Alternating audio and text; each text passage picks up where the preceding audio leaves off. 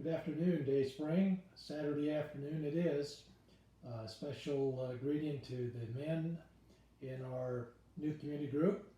Tomorrow being Father's Day, I just want to extend to you a very happy Father's Day and wanted to take a few minutes here and just share a story or an experience I had about my own father, part of which I knew as he was still living, and some of it I didn't learn until after he had passed. But my uncle always used to call my dad Speed. So whenever they would refer to one another, my uncle was Harold, and Harold would say to his older brother Dean, "Hey, Speed." And so I asked my uncle about this one time, and he said, "Well, your dad was really fast." And so that was the basis for it, but I didn't know the rest of the story. We were in the military, came home on vacation about, I was probably 30 years old, I suppose, and started our family. Linda was with us, and we visited Cheyenne, which is where my mom and dad were in business. And I made a comment to my dad about, hey, I understand you were pretty fast when you were a young guy. And he just kind of shrugged it off and didn't really say any more. And I said, well, let's see how fast you are. And so I had my Bermuda shorts on and my t-shirt, went up to the end of the block, and he had his work boots on and coveralls because he liked to weld, and he also worked in the shop quite a bit. So we lined up there at the top of the street, and I mean, he absolutely blew me away. I was halfway down the street, and he was all the way down the street. He was 50 years old. I was 30 years old. He would have been 55.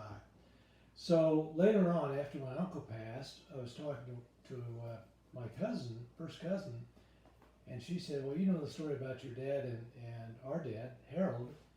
I said, well, what do you mean? Well, they were on an all-star baseball team for the state of Wyoming back in 1933. And Satchel Paige came into Cheyenne he's a famous Negro pitcher then, with his small crew. And so Wyoming fielded a team of 9 players plus a few extras. My uncle played first base, and my dad was a catcher. So I don't know what the score was. I don't know what happened in the game, but I didn't know that bit of history. I sure wish I did to get more details from my father when he was still living.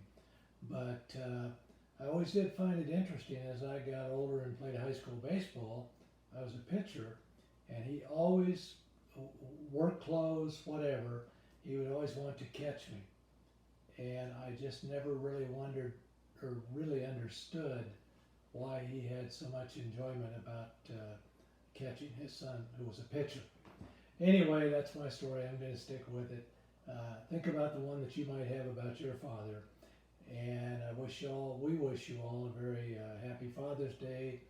And Lynn and I'll be traveling for a week, so I won't be back to share with you until a week from Sunday.